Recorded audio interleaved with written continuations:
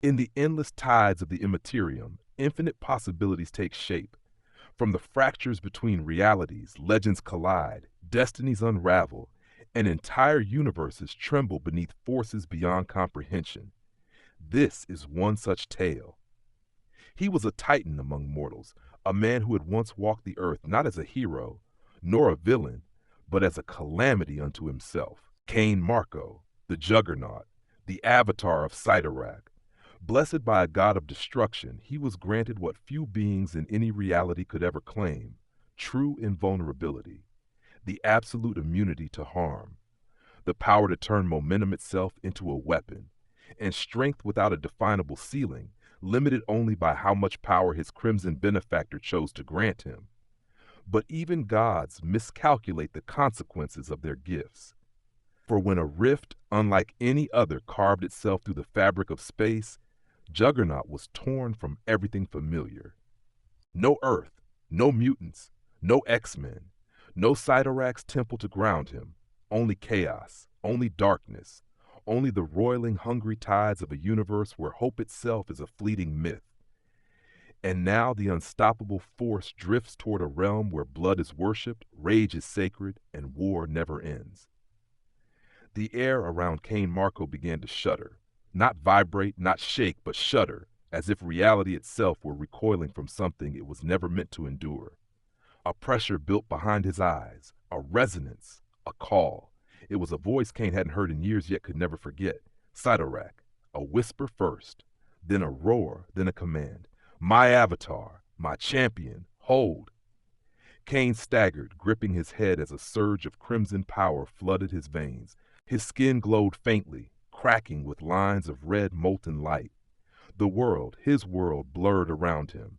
The sky ripped open, not metaphorically, literally. A vertical wound carved itself through the heavens, leaking colors that defied sanity, dripping luminescent ichor across the sky like spilled blood from a cosmic titan. The tear expanded, pulled. It wanted something. It wanted him. Cain braced, planting his foot into the earth. He dug into the soil so deep it cracked beneath him. But even the planet itself could not anchor him. Lightning burst from the fracture, time inverted, gravity folded sideways, and Cain Marko, the Juggernaut, the unstoppable force, was dragged upward, bodily, violently, toward the open wound in reality. He roared. The world disappeared. Recovered psyker testimonies suggest that the dimensional event was not random.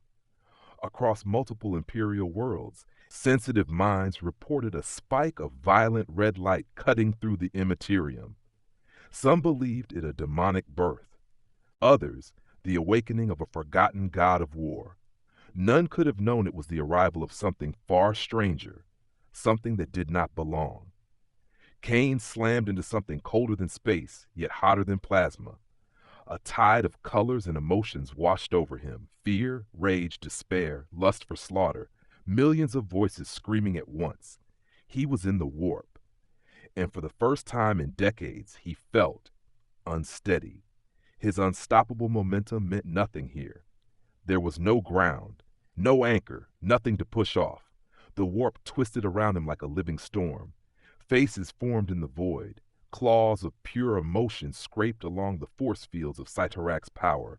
Whispers slithered through his helmet. Blood, war, let it charge, let it break, Cain growled. This place ain't right. The warp churned, almost laughing, and then he felt it. Something massive, something ancient, familiar in its brutality, yet alien in its hunger. A presence that made even Cyttorak's power flicker. A throne of skulls, a river of blood, a bellowing, eternal roar of battle. Khorne, the blood god, the lord of skulls, a god who recognized an unstoppable force when he saw one, a god who coveted it.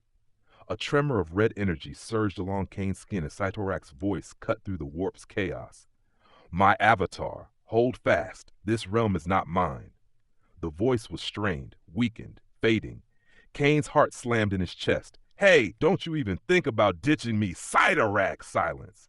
Then a pulse of power, weak, tattered. Your path diverges. Fight, Cain Marko. If you fall alone. The connection snapped like a brittle wire. Kane reached out into the void, furious, confused. Sitorak! But the warp drowned his voice, and something else answered, a guttural whisper that felt like grinding iron. Let the blood flow, champion. Kane froze. That was not Sitorak. A sudden gravitational spike dragged him downward. A planet emerged beneath him, dark, war-torn, burning with defensive fire. Gun batteries lit the sky. Flak cannons roared. Searchlights swept the heavens. Kane Marco plummeted like a meteor of crimson wrath. The world rushed toward him. Then he hit. A shockwave tore across the battlefield. Guardsmen were thrown like rag dolls. Tanks flipped. A crater half a kilometer wide burned beneath him. Juggernaut rose from the crater, armor glowing red-hot and steaming. He took one confused breath, and the sky screamed. Artillery locked onto him. Lastfire streaked down. Sirens blared across the city's walls.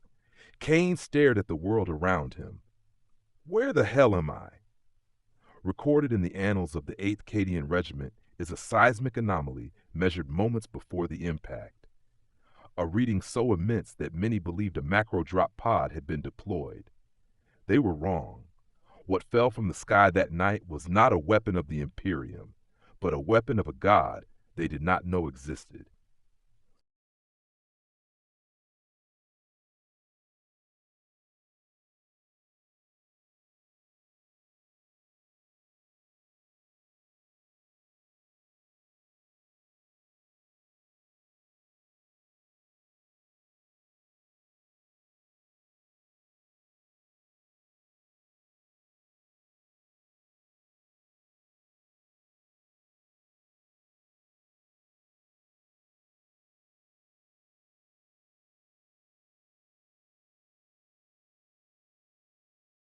Kane, Marco stood in the center of the smoldering crater, steam rising off his armor in thick, heavy plumes. The earth beneath his boots had liquefied from the force of his impact. Shattered stone and molten metal bubbled at his feet. Around the crater's rim, through the haze of smoke and dust, he could see movement, dozens of armored figures taking positions along the ridgeline. Flashlights, las guns, vox chatter, a metallic smell of industrial ash and burning promethium. He squinted. Soldiers? What kind of soldiers wear armor like that? Their shapes were unfamiliar, bulky flak armor, rebreather masks, insignias he didn't recognize. Their posture was not fearful, not exactly. Tense, disciplined, ready to die if ordered. This wasn't Earth. This wasn't S.H.I.E.L.D. This wasn't anything he knew. Kane raised his hand slightly. All right. Let's all just take a second. Open fire! The command hit the night like a thunderclap. An instant later, the world became red. Hundreds of las-gun beams tore into Juggernaut's frame, ruby streaks of light slamming into his armor, chest, limbs, and helmet. The air buzzed with ionized energy. Kane winced only from the brightness. The pain? There wasn't any. Lastfire felt like warm rain hitting steel. He shielded his eyes. Not out of fear, just annoyance. Then came the heavy stuff. Autocannons ignited. Shells slammed into him with concussive force that would have torn a tank in half.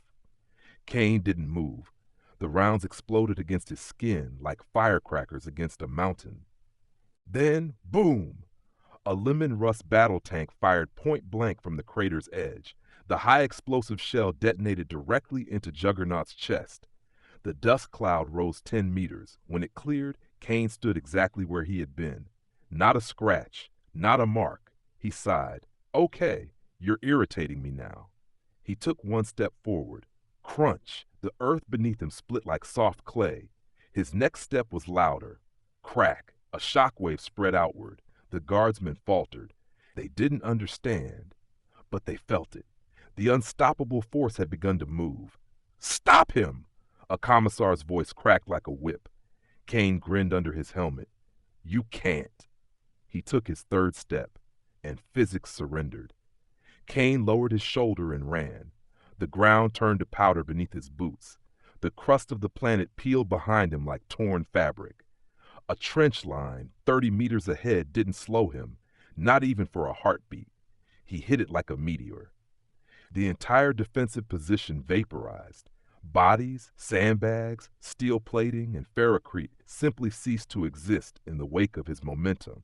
He tore through the ridgeline, through 3 tanks, through an entire artillery emplacement, and didn't stop until momentum had carried him into a manufactorum wall. The wall did not win. It erupted outward in a plume of stone and steel dust. Kane skidded to a halt, the world spinning around him. "Okay," he muttered. "This definitely ain't Kansas." Initial combat reports from the 8th Cadian indicated that the anomaly, later designated Subject Goliath, displayed complete immunity to last-fire, explosive ordnance, and anti-armor weaponry. Notably, the subject moved with a momentum signature unknown to any Imperial record. Once accelerated, no known force appeared capable of halting his advance. The first engagement lasted less than 90 seconds. The defensive line lasted far less. Kane leaned against a half-destroyed column, rubbing his head. He wasn't tired. He wasn't injured. He was confused. Where the hell is Cytorak? He reached inward, trying to feel the familiar warmth of crimson power, the never-ending river of divine destruction that fueled him. It was there, but weaker, thin, stretched, distant, like a voice calling through a storm. Kane clenched his fists. "I don't like this." The air shifted. Something tingled against the edge of his senses, not physical, not magical, something else, something that should not exist. A psychic tremor. 2 blocks away, an Imperial-sanctioned psyker collapsed to his knees, clutching his temples. The moment Juggernaut arrived, the warp had screamed around him. Not like a daemon, not like a psyker, not like anything the psyker had ever felt. Something old, something hungry, something stained with an alien god's touch. "We need to," he gasped. "We need to call the Inquisition." The commissar looked at him sharply. "Why?" The psyker's voice trembled. "Because I can feel something inside him. Not warp, not chaos, but angry.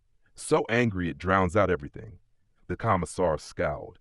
"This world is already under attack by heretics. One more freak doesn't change anything."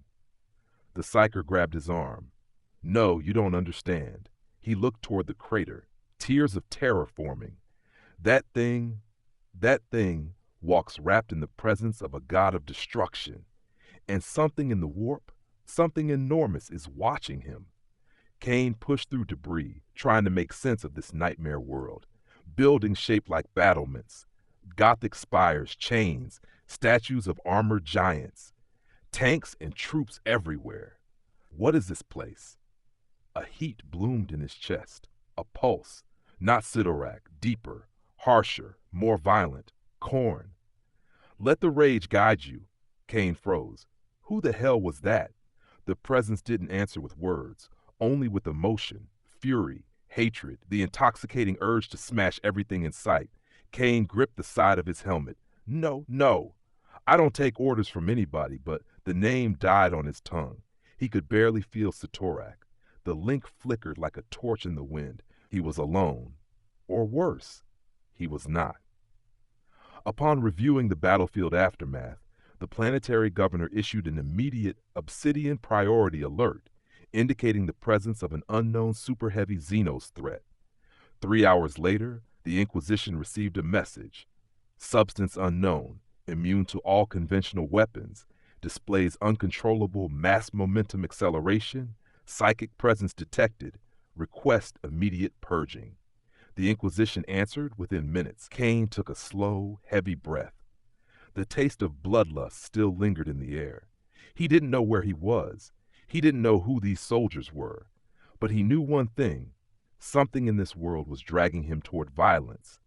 Something powerful, something ancient, something that wanted him. And deep in the warp, Khorne smiled.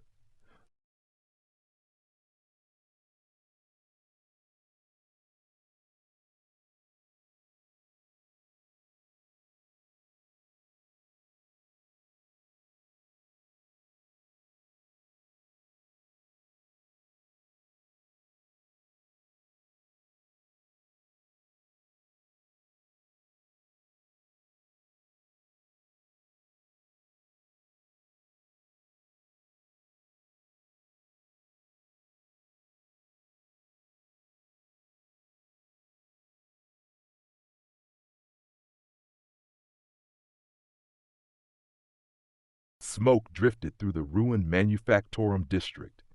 The metallic tang of ozone and blood hung thick in the air. Cain Marko stood still for the first time since his arrival, his massive frame outlined in the glow of distant fires. His armor steamed, his fists clenched and released slowly, as if his body couldn't decide whether it wanted to relax or annihilate everything around him. He wasn't used to silence, not this kind, not the kind that felt watched. His enhanced senses twitched. Something approached, not physically, not audibly, but through the air itself, vibrations like fingers dragging through his mind. Cain gritted his teeth. No, don't do that psychic crap. Don't you even try. The world around him shifted. A pressure slammed into his skull like an iron spike. From the edge of the ruins, a young sanctioned psyker stepped forward, robes fluttering. His hands crackled with witchlight, purple flame licking between his fingers. Behind him marched a platoon of stormtroopers, carapace armor gleaming, hellguns aimed squarely at Juggernaut. The psyker swallowed hard. He had never seen anything like the being standing in the crater's heart, never sensed anything so drenched in alien godhood. But duty was duty. He raised his hand. Xenos entity, you are ordered to, he swallowed. Submit. Cain blinked. Yeah, kid, that's not gonna happen.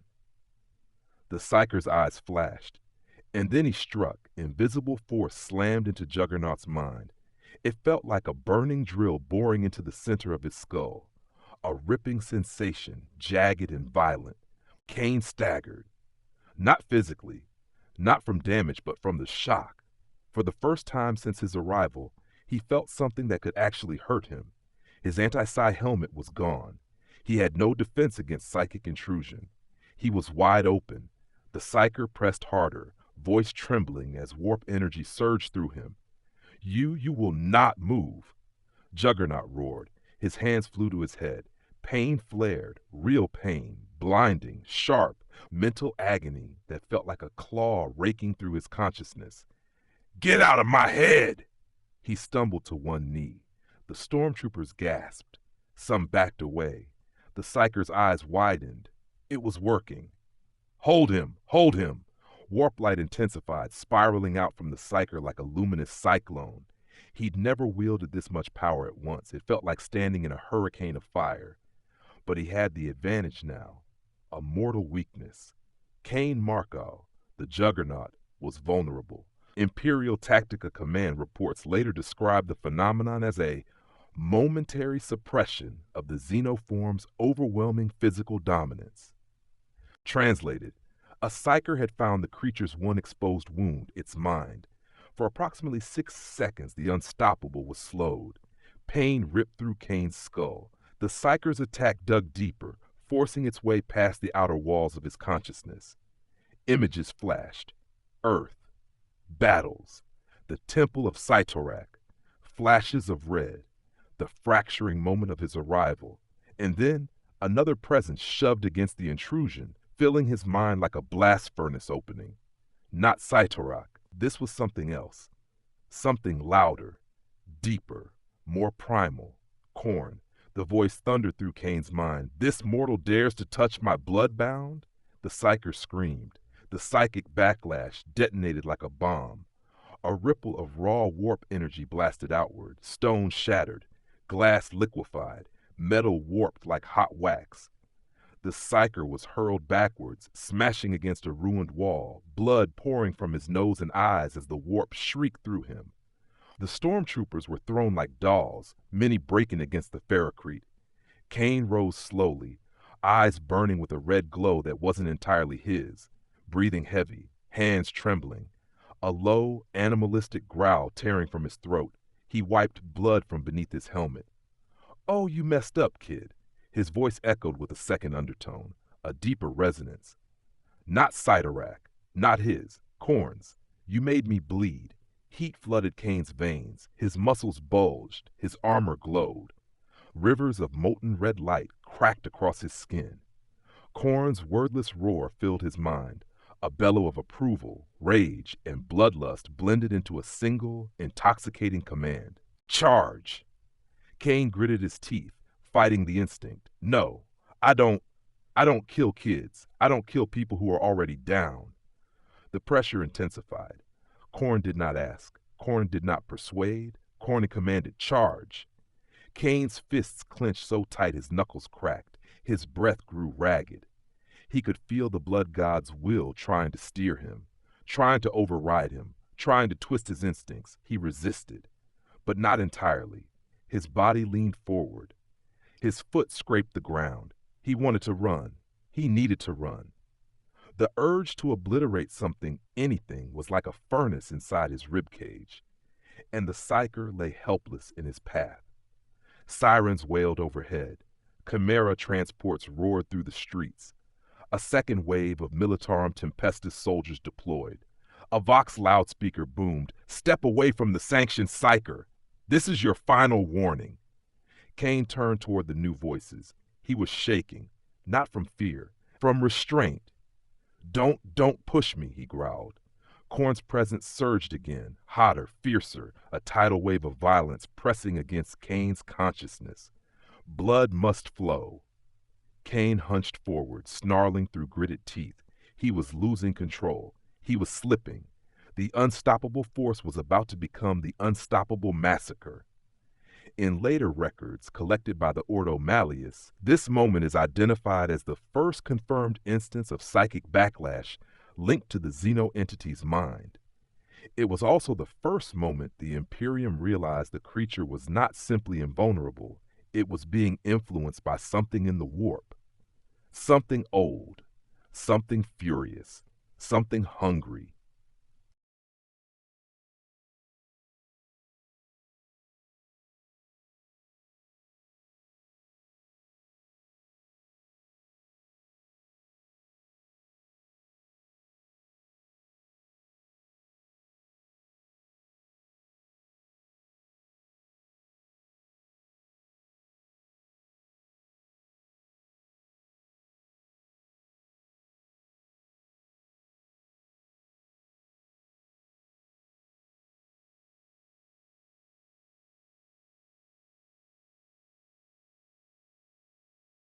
Chimera transports screeched to a halt. Stormtroopers fanned out in disciplined formations, weapons leveled, visors reflecting the burning Manufactorum ruins. Their commanding officer, a Tempester Prime with a bionic eye and a voice like a thunderbolt, stepped forward.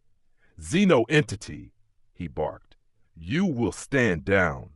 Kane Marco, Juggernaut, stood panting, trembling, not from fear, from the internal war raging inside him. Inside his mind, Khorne's influence pulsed like a second heartbeat. Attack, charge, crush. The psyker lay broken on the ground, gasping, bleeding, whispering prayers through shattered teeth. Kane clutched his head. "Stop it! Get out of my... Another wave of warp pressure hit him. Again, the voice roared. "Let the blood flow." Kane stumbled. The Tempesters saw instability. They mistook it for weakness. "Open fire!" Hellgun beams lanced into him, bright, concentrated bolts of superheated energy. They struck his armor, erupting into sparks. Juggernaut didn't flinch, but something inside him snapped. Hellguns felt like provocation, like a challenge, like mockery, like prey thinking they could defy a predator. Kane grit his teeth so hard the sound echoed through his helmet. He whispered, "Stop shooting me." The guns kept firing. He whispered again, "Stop shooting me." And then his voice exploded. "Stop shooting me." The warp answered his fury. The ground beneath Kane exploded downward as he launched forward at impossible speed. Everything he touched disintegrated. The first rank of Tempesters vanished in a blur of bodies and pulverized armor. The chimeras crumpled like tin cans. Gun barrels bent. Concrete shattered. Steel support beams burst like dry twigs. Kane didn't run. He obliterated. Momentum built faster than the planet could physically tolerate. His armor burned red hot with Khorne's pleasure. He thundered through the Imperial ranks, roaring, not in triumph, but in agonized fury. "Stop pushing me!" Every step sent a wave of destruction 20 meters wide. Buildings collapsed. Vehicles imploded. Shockwaves rippled through the Manufactorum district like miniature earthquakes. And all the while, Khorne laughed. Surviving Auspec's sensors recorded the creature's velocity at levels surpassing a charging Carnifex, a feat considered physically impossible for anything resembling a humanoid form. Of the 43 Tempesters deployed in the first wave, none survived the initial charge. Kane skidded to a halt inside the shattered hull of a tank he'd plowed through. He could feel adrenaline crashing into him like a tidal wave. He slammed his fist into the ground, cracking it. No, damn it. He wasn't supposed to hurt people who didn't deserve it. He wasn't a killer without cause. He wasn't. A heat pulsed in his chest. Khorne's heat, Khorne's approval, Khorne's hunger. Kane gasped, gripping the torn metal for balance. What's happening to me? His mind felt fuzzy, hot, blurry around the edges. The Psyker's attack hadn't just hurt him, it had opened him, like a window for the warp to seep into. Khorne had slid through the crack, and he wasn't leaving. The shadows around Kane quivered, the lights flickered, the air grew thick. And then he heard it. Metal striking metal, rhythmic, sure. A war drum, dum, dum, dum. The air tore open in a flash of crimson light. A figure stepped through, a towering shape forged from scarred brass and hatred. A bloodletter of Khorne, its sword dripping with molten fire. Kane staggered back. What the? Its skull face grinned. Bloodbound. Kane shook his head violently. No, you stay the hell away from me. The bloodletter tilted its head, amused. Why resist, Juggernaut? Your rage sings to the Lord of Skulls. More footsteps echoed. More daemons crawled from the warp-torn air, some climbing the walls like spiders, others emerging from pools of boiling blood forming in the cracks of the street. Kane backed up, fists raised. I'm not your damn champion. I ain't anybody's weapon. The bloodletter stepped closer. Once you served a god of destruction, the blood god finds that admirable. Kane clenched his jaw. Satorak isn't like you. A rumbling chuckle shook the air. All gods of power are alike mortal. It is only a matter of which rage you embrace. Kane roared and swung. His fist passed through the daemon, no resistance, then hit a building behind it, shattering the entire structure. Daemons moved around him like smoke, laughing, taunting, inviting. Kane dropped to his knees. He clawed at his helmet. Get out of my head! His scream echoed through the ruins. Blood trickled from beneath his visor. Khorne's power surged through his body like a wildfire. You are mine, Juggernaut.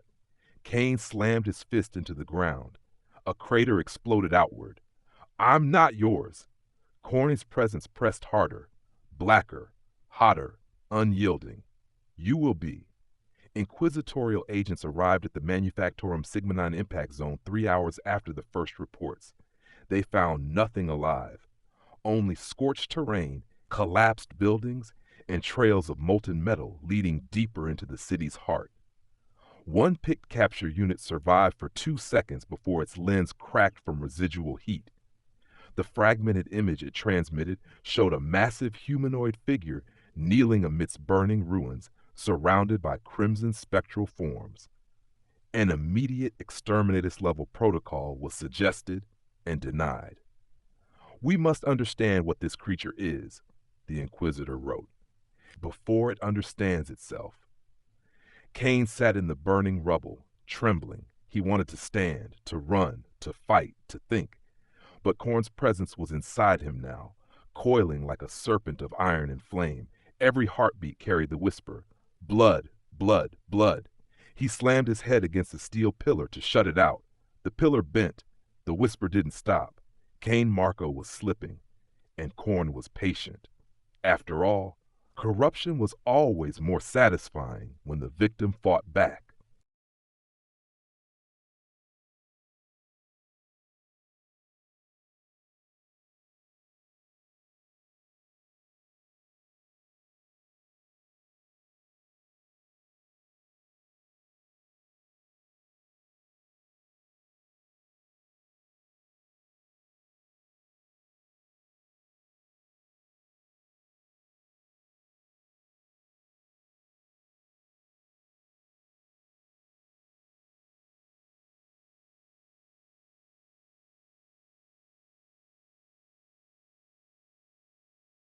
The sky above Manufactorum Sigma 9 split again, this time not from warp energy, but from the thunderous descent of Valkyrie gunships.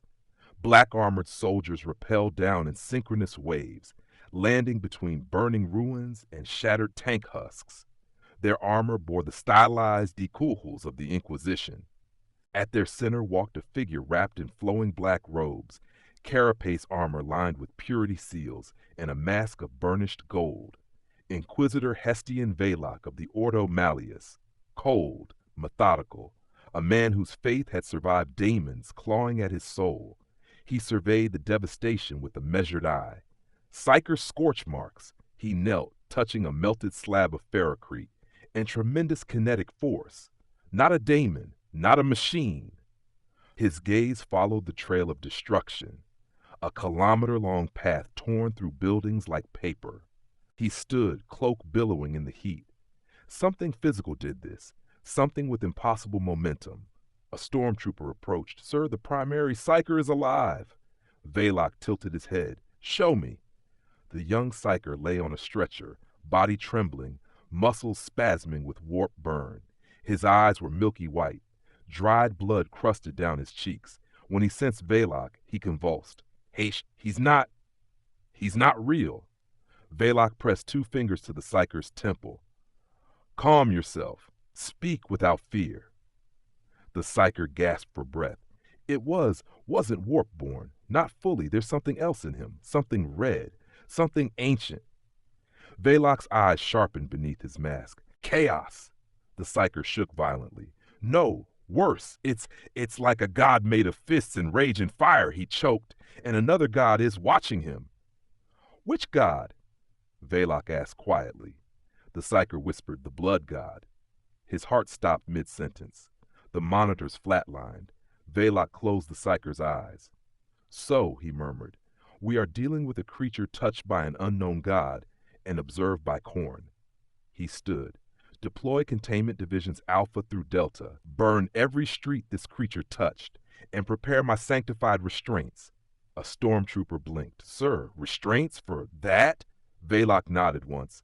"Everything can be contained, one way or another." Far across the burning district, Juggernaut trudged through the ruins, breathing hard. He felt sick, not physically. He couldn't be hurt, but mentally, emotionally. The voices, the pressure, Khorne's whispering fury, flashed through his skull like lightning. He pressed his palms against his helmet. "Stop, please stop." Blood dripped from his nose. The air shimmered. Khorne's presence deepened. Weakness dishonors the bloodbound. Kane collapsed to one knee. "Shut up. Stand, fight, bleed."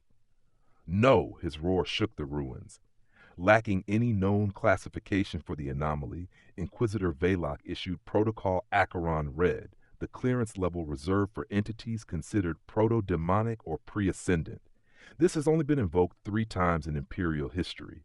All 3 incidents ended with dead worlds. Hours later, Juggernaut wandered into a giant courtyard between Manufactorum blocks. The ground was oddly smooth, flattened deliberately. He didn't notice the faint shimmer of psychic warding lines etched beneath the rubble. He didn't notice the air thickening with sanctified incense. He didn't notice the hidden inquisitorial squads encircling him. He only noticed the rain beginning to fall. Kane exhaled. "Maybe I can rest a minute." Lightning flashed. A voice boomed across the courtyard. "Kane Marco." Juggernaut froze. His heart lurched. "What? Who said that?" A tall figure stepped from the smoke. Inquisitor Velok, mask gleaming in the firelight, sword of gleaming silver drawn and held at his side. "You do not belong in this galaxy," Velok said calmly, "nor in this reality." Kane backed away instinctively. Stay back. I'm not looking for trouble." Velok nodded once. "I believe you, which is why you will submit." He raised his free hand. "Now!" Psychic shields ignited around Juggernaut, 7 layers of shimmering steel-blue energy snapping into place like a cage of force. Kane's eyes widened. "What the?" A second wave hit him, gravity bindings hammering down with the force of collapsing skyscrapers. A third wave, telekinetic chains wrapping around his limbs. A fourth, sanctified sigils projected onto his armor. Then the tanks fired, the sky lit with plasma. The earth shook with melta-charges. The air screamed with penetrating rounds. Cain was lost in a storm of fire. His body stayed unharmed, but his mind took the hit. The pressure, the confinement, the psychic suppression fields. It was too much. He roared, voice trembling, "Stop it! Stop pushing me!" Juggernaut staggered. He felt the bindings closing in, the weight pressing down, the psychic pressure constricting him. He couldn't move. He couldn't run. He couldn't escape. Panic, real panic, gripped him for the first time since he became Juggernaut. I can't move," he thrashed. The bindings tightened. Pain shot through his mind. And Khorne whispered, "You are not meant to be contained." Something inside Cain's psyche ruptured. Blood-red light erupted from Juggernaut's armor, blasting outward in a tidal wave of molten energy. The psychic cage shattered like glass. The gravity bindings inverted, ripping cracks into the ground. The telekinetic chains vaporized. The sanctified sigils burned white, then disintegrated. The shockwave flattened buildings. Stormtroopers were hurled hundreds of meters. Even Inquisitor Velok staggered, shielding his face with a burst of psychic protection. Cain Marko stood in the center of the decaying storm, his armor glowing like liquid metal, his eyes burning with twin suns of rage, and Khorne's presence eclipsing Cyttorax completely. Cain whispered, "I don't want this." But Khorne answered with a roar, "You are mine." Juggernaut threw his head back and screamed. The scream didn't sound human. It sounded like a war horn blowing at the dawn of Armageddon. Inquisitor Velok survived the explosion of force, barely, but lost 87 of his elite stormtroopers. He reported one final note before retreating. The creature is not chaos, not yet, but the warp has claimed interest in him. If left unchecked, it will mold him into something far worse than a daemon. The Imperium had encountered the Juggernaut, and for the first time in its history, it met an unstoppable force that even its finest prayers could not contain.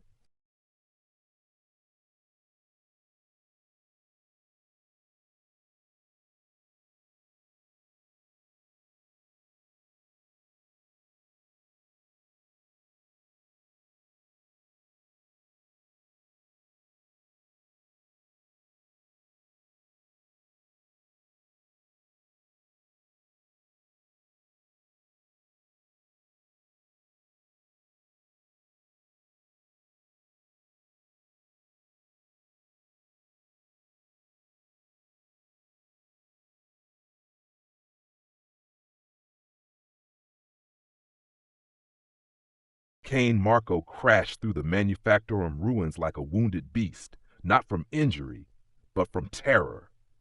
His footfalls struck the ground with tremors powerful enough to rattle distant windows. His breath came ragged, steaming through the slits of his helmet. His vision blurred, pulsing red around the edges. He wasn't running from the Imperium. He wasn't running from Inquisitor Velok. He was running from himself. Every step felt heavier, every thought more clouded, every heartbeat louder. Bleed. Khorne's voice echoed, not in the world around him, but in the marrow of his bones. As Cain tore through a corridor of twisted pipelines and shattered steel, memories flickered. Xavier's school, the temple of Cyttorak, battles with the X-Men, moments of triumph and regret. His own name, then the memories bent, warped, corrupted. Xavier's school burning under a red sky, Cyttorak's temple crumbling, overtaken by skulls piled to the ceiling, and a throne of brass towering beyond imagination. Cain staggered, shaking his head. No, that's not real. But Khorne's answer was a violent surge of heat in his chest. Reality is weak. Only war endures. Cain's fists clenched involuntarily, his jaw locked. He felt himself slipping, losing footing in his own mind. Inquisitor Velok's emergency communique was clear. Subject displays pre-demonic traits and overwhelming physical immunities. Psychic interference confirmed. Request immediate Astartes support, specifically the Grey Knights. What made the Ordo Malleus truly afraid was not the creature's strength, but the fact that the warp was already reshaping him. Only the daemon hunters of Titan were equipped to confront such a being. Cain slammed through a final wall, bursting into a ruined cathedral. Statues of saints lay broken on the floor. Candles flickered beneath shattered stained glass windows. Incense smoke clung to the rafters like dying prayers. Cain froze. Something stood in the shadows. A massive shape, armored in brass plates engraved with skull runes. Its skull-faced helm glowed with malevolent intelligence. A chain axe dripped blood that sizzled when it hit the floor. A bloodthirster's lieutenant, a mid-tier Khorne daemon, but a titan compared to mortals. When it stepped forward, the stone beneath its hooves cracked. Cain whispered, "Oh, hell!" The daemon inclined its head in mocking respect. Bloodbound. Cain backed away. No, I ain't yours. I ain't anybody's."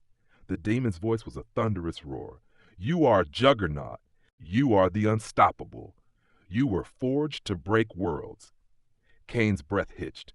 That's not who I am." The daemon raised its axe. "Then prove it." The daemon charged, shaking the cathedral. Cain braced. Then he charged too. Two unstoppable forces collided. The shockwave blew apart walls, shattered stained glass, and collapsed the cathedral roof. Cain roared as he shoved the daemon back, his fists punching furrows into the creature's brass armor. But the daemon only laughed. "You fight with the blood god's strength." Cain growled through clenched teeth. "That ain't Khorne's power."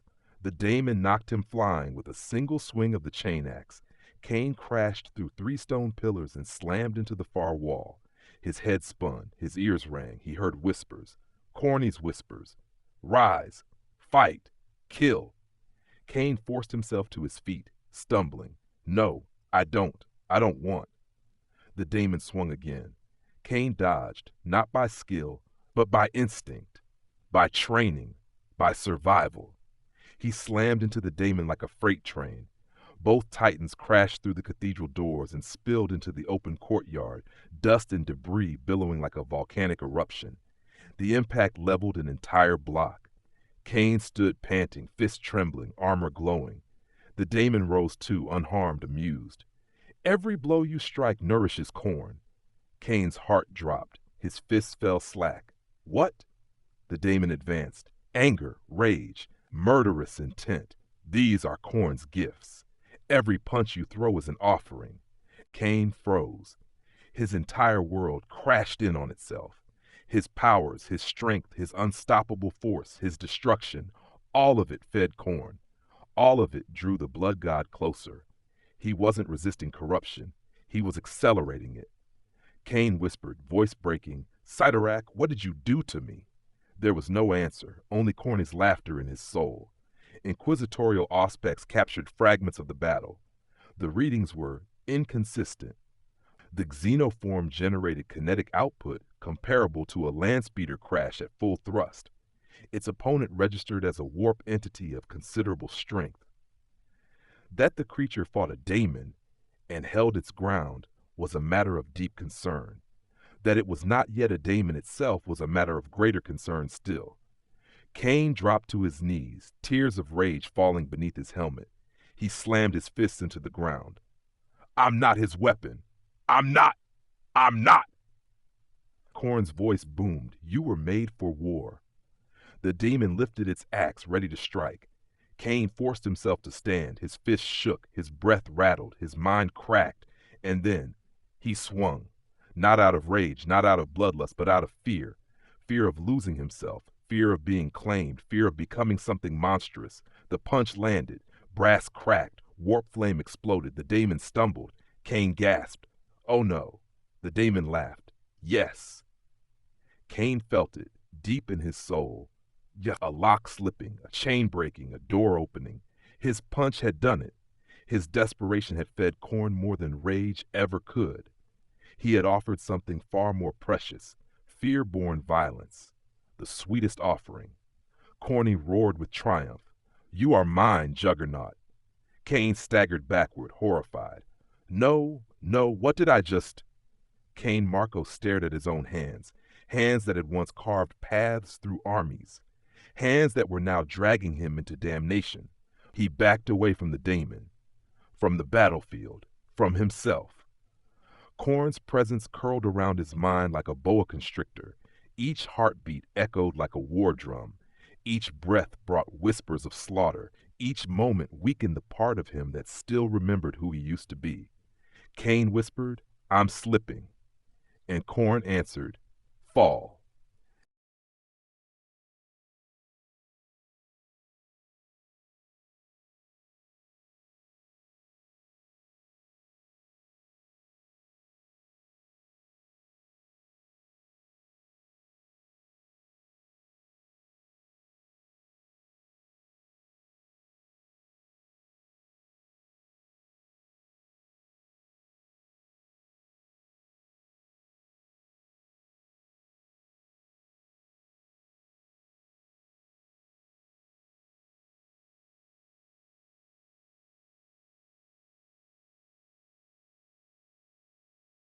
The Manufactorum district was no longer a battlefield. It was a graveyard. Craters glowed like molten wounds. Broken hab blocks smoldered. The screams of distant survivors echoed through thick black smoke. In the center of this devastation stood Juggernaut, chest heaving, armor glowing like embers. The Daemon lieutenant rose opposite him, cracking its brass neck plating back into place. Kane trembled. His fists shook. His breath came ragged. He wasn't tired. He couldn't be tired. But his mind was cracking. He felt Khorne everywhere now, in the air, in the fire, in his heartbeat, in his rage. Fall into ruin, bloodbound. His knees buckled. The Ordo Malleus had seen enough. The psychic readings were impossible. A mortal xeno-entity channeling warp energies comparable to a demonic engine, yet not wholly claimed? That was a threat on par with pre-ascendant daemon princes. Only the Grey Knights, Astartes born and bred to kill daemons, could confront it. The sky above Kane ripped again, this time in a rectangular shape, surrounded by blinding silver light. A teleportarium breach. From the light stepped warriors in armor forged from sanctified oath steel, inscribed with wards and litanies. Tall, silent, implacable. Their armor gleamed like burnished silver in the fires of the battlefield. A Nemesis dreadnought dropped from orbit behind them, thundering as it landed. And at their front, a Justicar, halberd blazing with runic light, psychic aura burning away warp-touched air. Xeno anomaly, he boomed, voice shaped by vox grit and psychic resonance. You stand accused of consorting with the warp. You stand in the presence of the Grey Knights. Kane blinked, slowly. Great, he muttered. More assholes. The Khorne daemon tilted its head. Silver. Khorne smiles. One of the Grey Knights stepped forward. We are not here for you, daemon. Not yet. The Justicar pointed his halberd toward Kane. We are here for him. Kane's stomach dropped. What? Why me? I'm not with... A psychic shock hit him, hard. Not an attack, a scan. It bypassed his armor, his force fields, his mystical resistance. A spear of cold clarity drilled into the core of his psyche. The Justicar's eyes widened behind his helm. The warp coils around him, and something ancient stains his soul. Kane staggered, hands shooting to his helmet. Stop! Get out of my head! Khorne's voice roared in retaliation. No mortal mind shall touch my bloodbound. A brutal psychic backlash erupted, blasting debris in a full circle around Juggernaut. The Justicar slid backward on his heels.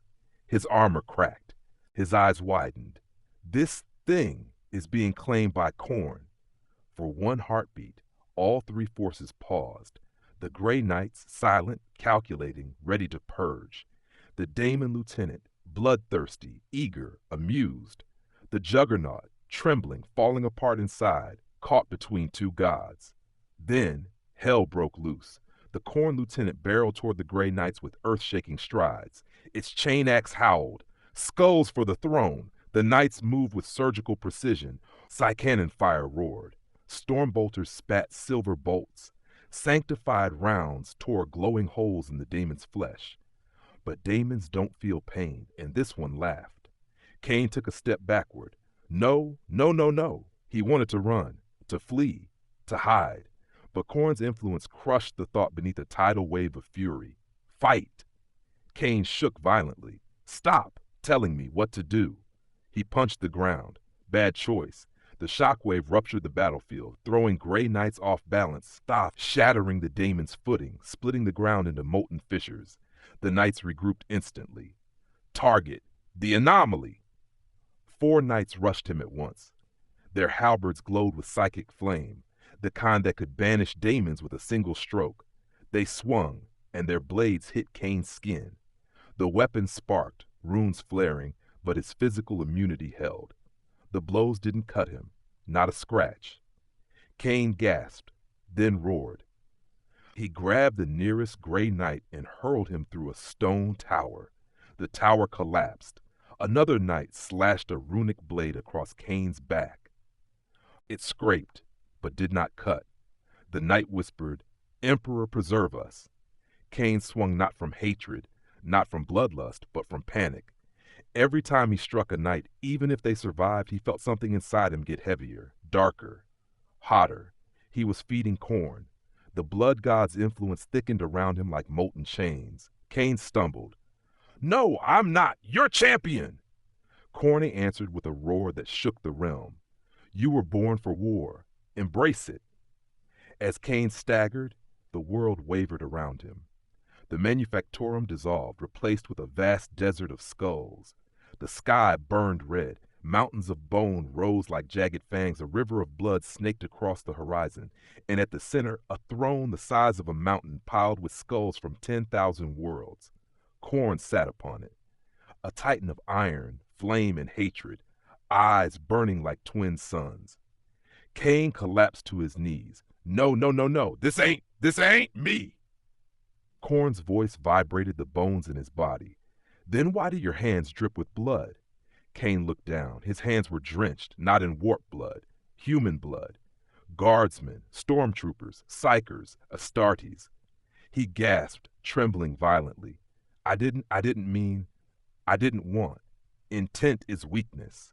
Cain's breath hitched. His vision blurred. He tried to stand, failed, collapsed again. "You will be my avatar," Cain screamed. The hallucination shattered. Cain blinked back into the real world.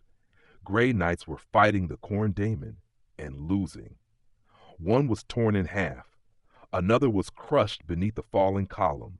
A third's armor cracked as the daemon pinned him down, molten saliva dripping from its jagged jaws. Cain's heart pounded. He didn't want to help Khorne. But he didn't want these soldiers to die either. Not like this. Not because of him. He roared, charging toward the daemon, not from bloodlust, but from a flicker of humanity still fighting inside him. But Khorne's influence twisted that flicker into a blaze. The blood god whispered, "Yes, destroy, break, bleed." Cain's fist collided with the daemon's skull. The impact cracked reality. The daemon flew backward through 2 half blocks. Cain froze. He had struck with everything he had. Not to kill, but to stop. Yet Khorne's power surged through the blow like wildfire. He wasn't just fighting the daemon. He was becoming what the daemon wanted him to be. Cain stumbled back, horrified. I can't control this." Khorne's laughter drowned the burning city. The Grey Knights regrouped, bloodied but alive. The daemon rose from the rubble, smoke curling from its wounds. And Juggernaut, the unstoppable force, stood shaking in the center of it all. A weapon being forged, a soul being reshaped, a fate being decided. The blood god whispered, "You are almost ready." Cain whispered back, "Someone help me."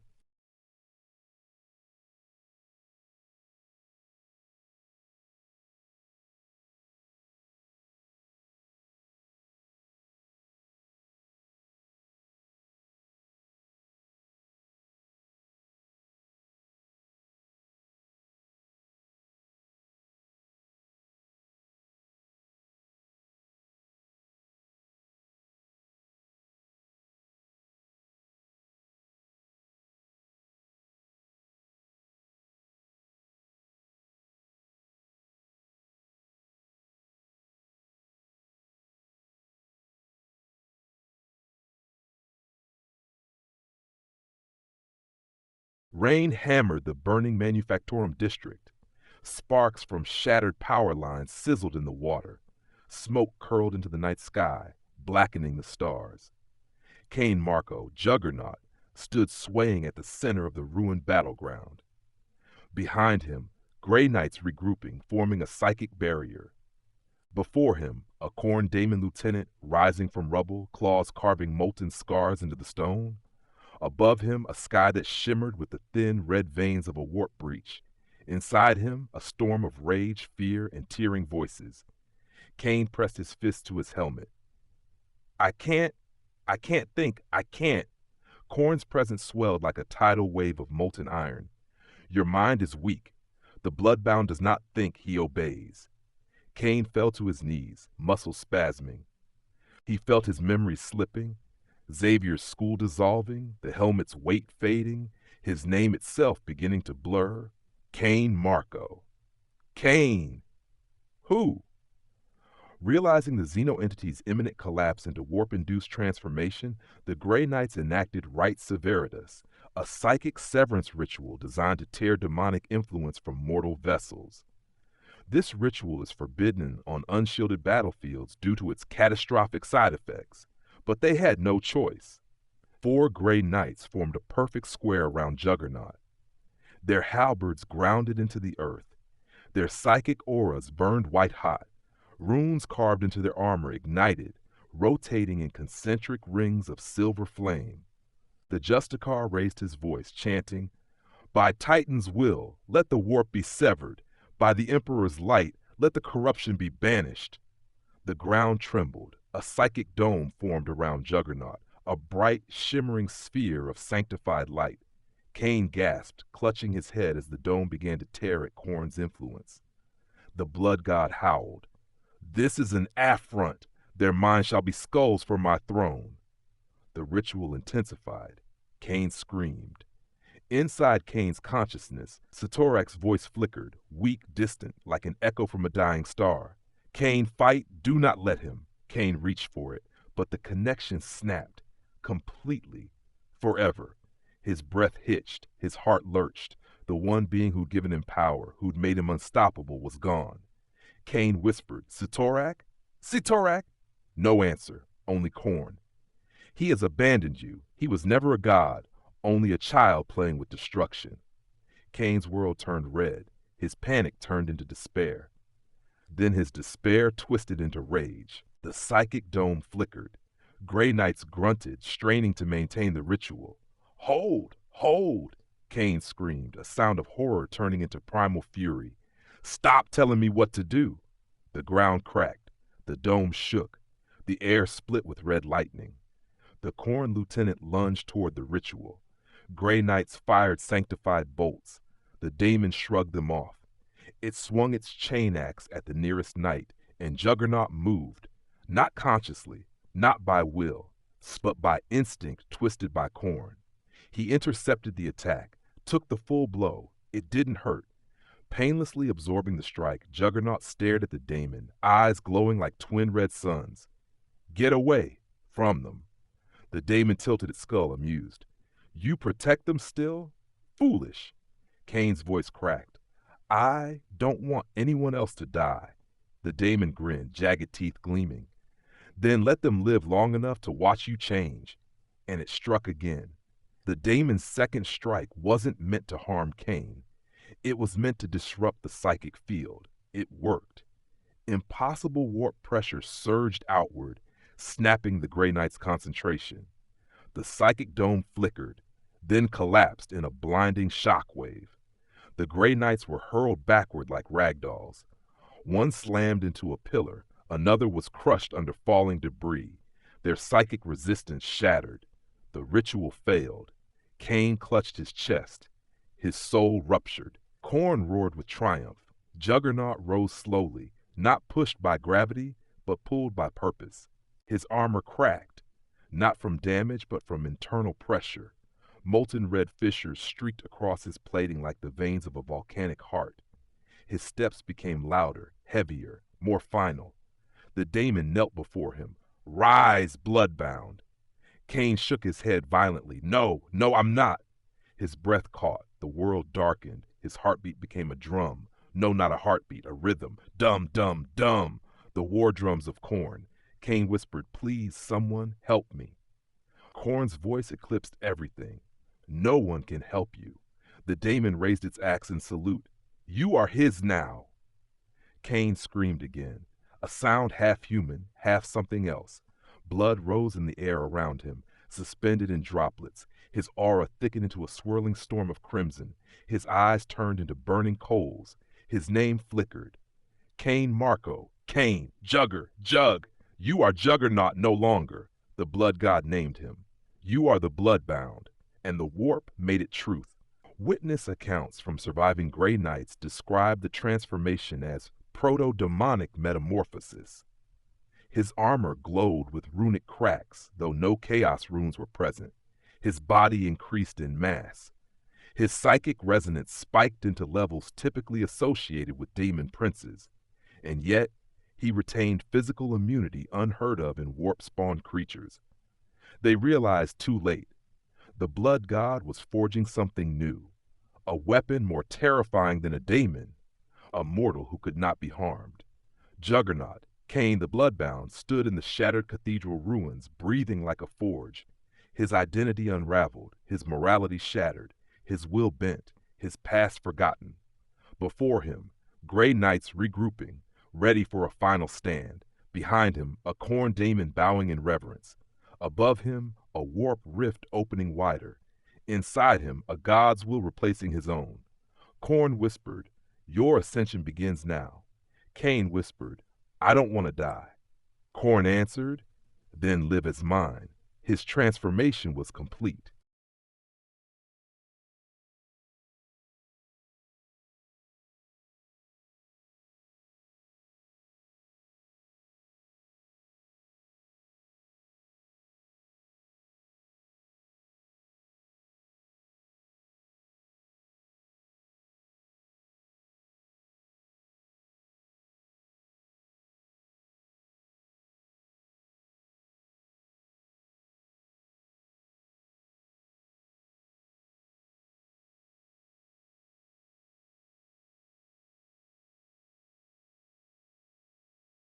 The ruined Manufactorum district falls silent. Smoke rises from burning hab blocks. Fallen Grey Knights lie in shattered armor. The air tastes of blood and ozone. At the epicenter of this devastation stands the being who was once Cain Marco. He is huge, larger than he was minutes ago, shoulders broader, armor red hot and cracked with molten seams. His helmet has fused into his flesh. His eyes burn with crimson light. Steam rises from his body like a living furnace. What stands in the ruins is no longer Juggernaut. It is the Bloodbound. Post-engagement analysis concluded the anomaly's metamorphosis was not a standard demonic ascension. Instead, it resembled a hybrid phenomenon, warp corruption anchored to an existing mystical power source of unknown origin. This produced a paradox, a daemon that cannot be banished, a mortal that cannot be killed. The surviving Grey Knights gather in formation. 4 remain. Their armor is cracked, glyphs dimmed, psychic auras flickering from exhaustion. But their discipline does not waver. The Justicar raises his halberd, flames licking along the runes. "Brothers," he says, voice heavy, "this creature can no longer be saved." Another knight asks, "Daemon host?" The Justicar shakes his head. "Worse." They form a diamond around the Bloodbound. Each knight begins chanting the litany of abjuration. Cain, or what remains of him, turns toward the sound. His voice rumbles like an earthquake. "Stop, don't, please." A flicker, a fragment, the last piece of Cain Marco. Then Khorne crushes it. "Be silent," Cain's human voice dies. Only the Bloodbound remains. The first knight charges. His halberd blazes with psychic fire. He swings. The Bloodbound catches the blade in one hand. The psychic flame sputters, dies, snuffed out by sheer physical immunity. The knight gasps. "Impossible." The Bloodbound squeezes. The halberd snaps like a twig. He backhands the knight with a casual flick. The impact splits the Astartes' armor like parchment. The body cartwheels through a building. Silence. A gray knight, a warrior of Titan, dead in one strike. The second knight unleashes a psychic barrage. Condensed bolts of sanctified energy crash into the bloodbound, shaking rubble, lighting the night sky. The bloodbound walks through it, unaffected. The knight's eyes widen in horror. Then the bloodbound grabs him by the helmet and crunch! He slams the knight into the ground so hard the stone crater glows red from the heat. The body doesn't rise. The third attempts something desperate, a psychic severance strike, a ritual blade meant to slice the soul from the corrupted. He leaps, blade raised, it lands. It actually lands. The blade sinks 1 inch beneath the bloodbound's cracked armor, the first time anything has pierced his body since Khorne touched him. Kane's voice flickers, a gasp, a whisper. Stop! Then Khorne roars, enough weakness. The bloodbound grips the knight's arms and tears him in half. The Justicar steps forward alone, his armor broken, his aura dim. Yet he stands straight. He raises his halberd, the weapon of a demon slayer. Monster, he says quietly, you deserve salvation, but now you will face judgment. The bloodbound lowers his stance. Steam pours from his body. Warp energy crackles around him. Every muscle strains with unstoppable momentum. The Justicar charges. The bloodbound charges. Two forces collide, one forged in faith, one forged in wrath. The world holds its breath. Their collision rends the Manufactorum open. Metal screams, stone shatters, plasma fires in uncontrolled bursts. A column of red light erupts skyward. When the dust clears, the Justicar kneels, halberd snapped, armor crushed, blood dripping from beneath his visor. The bloodbound stands above him, silent, watching. The Justicar looks up. Kane Marco, he whispers, if any part of you remains, fight him.